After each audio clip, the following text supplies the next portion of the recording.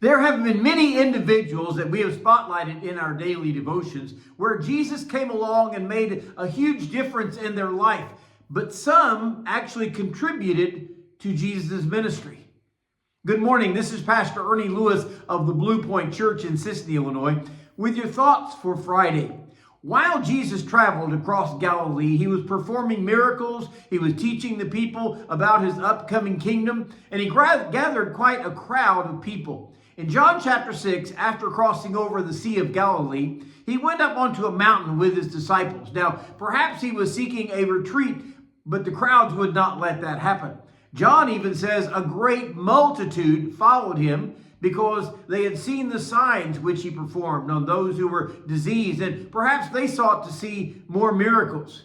Well, instead, Jesus sat them down and began to teach them the gospel message. Now, when the day had grown long and the crowd had been listening for some time, Jesus turned to Philip and he asked him, "Where shall we buy bread that these may eat?" Well, attempting to feed a crowd of that size within Jerusalem would be one thing. But here they are out in the wild on top of this mountain where there is no nearby town. Of course, John also lets us in on this secret. This he said to test him, for he himself knew what he would do.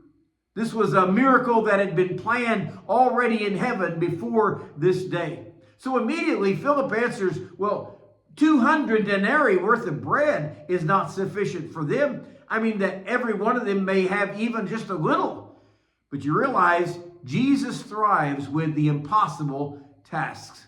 Then Andrew comes along to Jesus and says, there is a lad here who has 5 barley loaves and 2 small fish, but what are they among so many? Well, while they're grasping at straws, Jesus is planning to miraculously supply their need.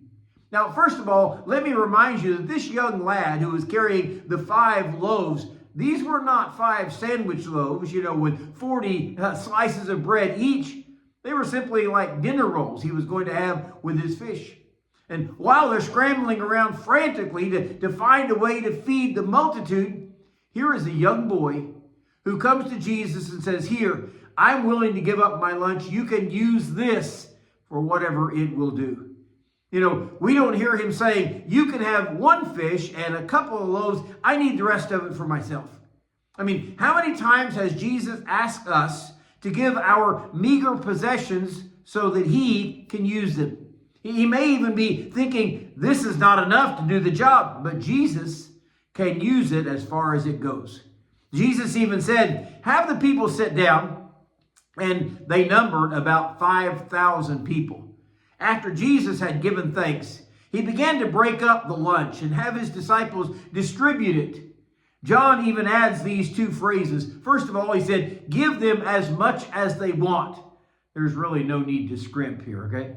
And then he said, when they were filled, Jesus had them gather up the fragments of leftovers. They filled 12 baskets with the fragments of bread that were not eaten. Now, do you think they gave those baskets back to the boy and said, here you go, take this lunch home with you? Nonetheless, because this young lad was willing to give up his all for Jesus' service, 5,000 people were fed.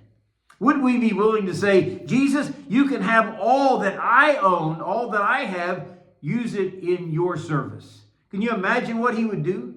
I mean, let's try this weekend that kind of willingness to see what Jesus can do with our all for him.